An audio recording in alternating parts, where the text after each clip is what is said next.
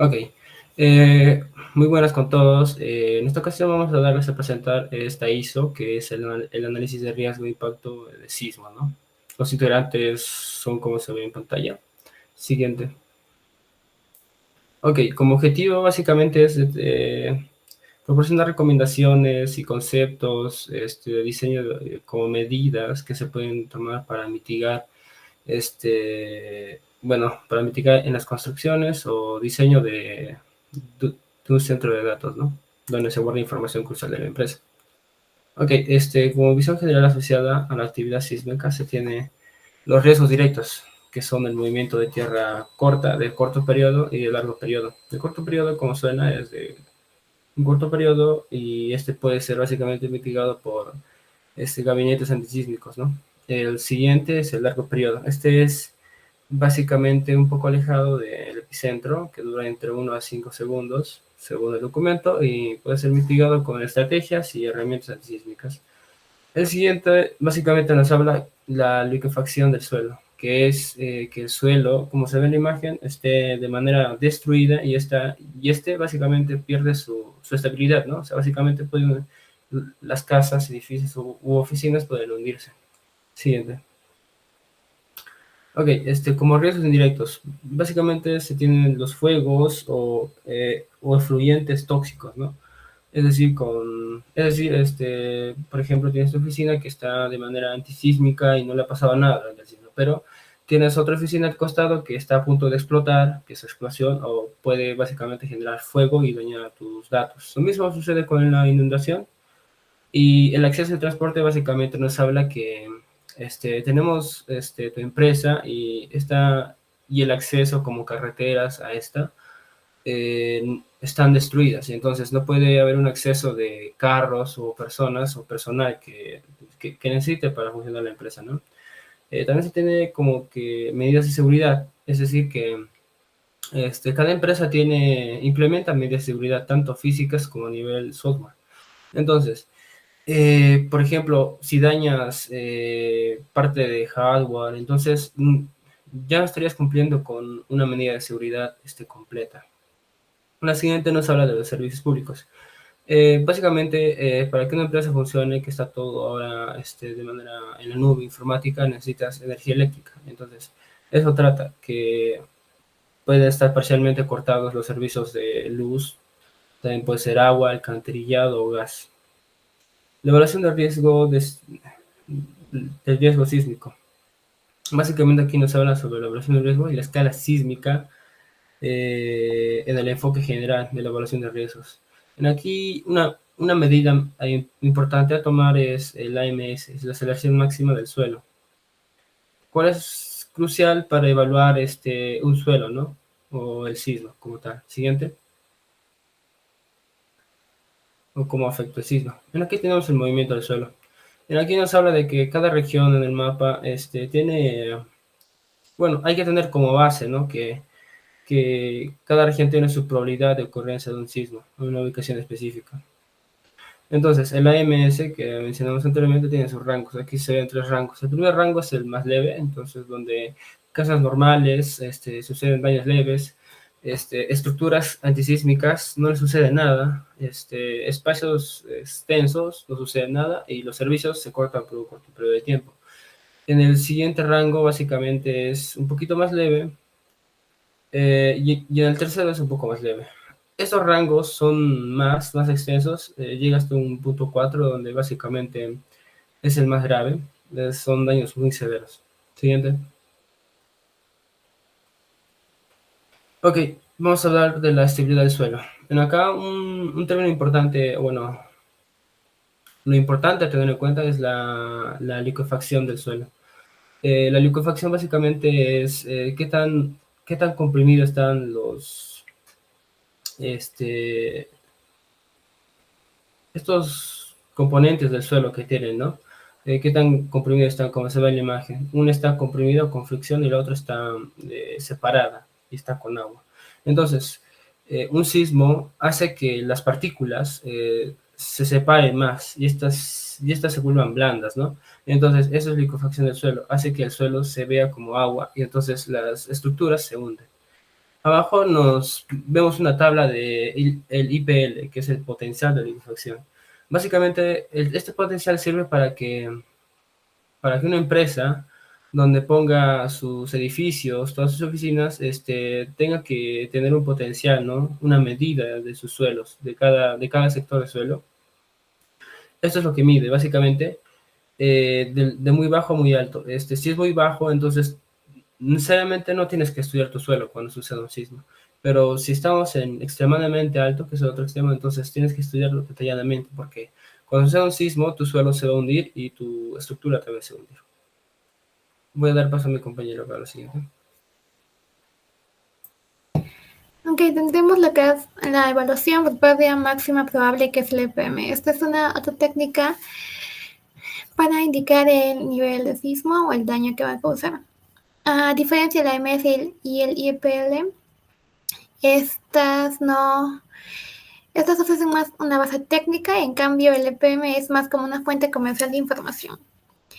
En la tabla podemos ver que tienen como intervalos de 10, donde en la primera de 0 a 10 nos dice que hay un riesgo extremadamente bajo de que si hay un daño, este va a ser muy ligero, por ejemplo, una bajadura por ahí, incluso menor.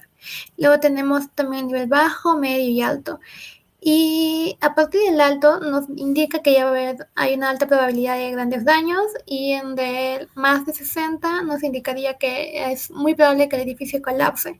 También nos muestra una comparación a los indicadores de la AMS.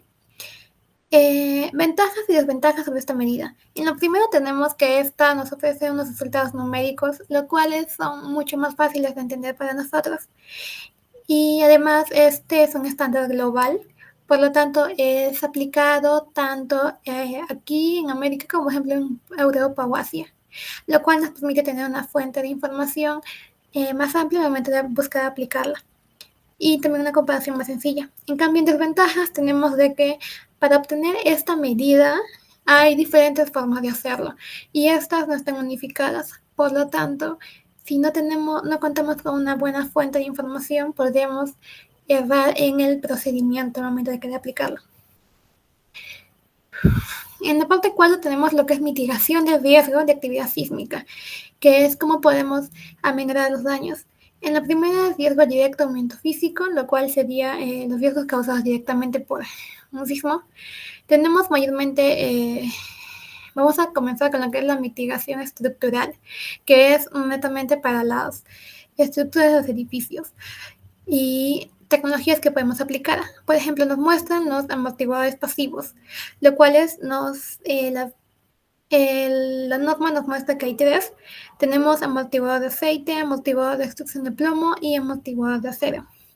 Estos pueden incluirse en diferentes edificios con una variedad de estructuras y no utilizan un amortiguador o un actuador o sensor predeterminado. En la siguiente tenemos tecnologías de aislamiento de base. Estas, a diferencia de las otras, lo que hacen es que van a hacer de que las vibraciones causadas por el sismo no sean transmitidas o sean retenidos en ellos, lo cual va a causar que al momento que haya un movimiento, la casa va a permanecer en su mismo estado y solamente se movería lo que vendría a ser lo que está en medio de las dos plataformas, de sus dos bases. Por ejemplo, tendremos el aislador de caucho laminado con conector de plomo y cojines deslizante y aislador de caucho laminado. Luego tenemos en mitigación localizada, esto ya es en cosas concretas, por ejemplo en los del piso o piso técnico. Aquí vamos a usar lo que son aislamiento de bastidores. La norma nos proporciona una serie de recomendaciones que nosotros podemos aplicar, como por ejemplo fijar una plataforma de aislamiento sísmico en el suelo, como vemos en la imagen, o en el panel de piso técnico usar columnas o largueros sísmicos para mitigar el riesgo. Estos se encargarían de sostener, por ejemplo, el, el estante o, por ejemplo, el edificio o el objeto que queramos sujetar. Luego tendremos lo que serían rutas y sistemas de canalización y cableado. Esas son más recomendaciones para los cosas externas a la estructura. Por ejemplo, lo de tener cables de electricidad un poco más largos para que al momento de que hay un movimiento y eso se caigan, entonces no hay un corte y evitar otro riesgo como es el de electrocutarse. Ya es la palabra de mi compañero. Bueno, continuando con la exposición, tenemos las medidas de techo, las medidas contra techos y soportes de techos. Los equipos suspendidos con una masa.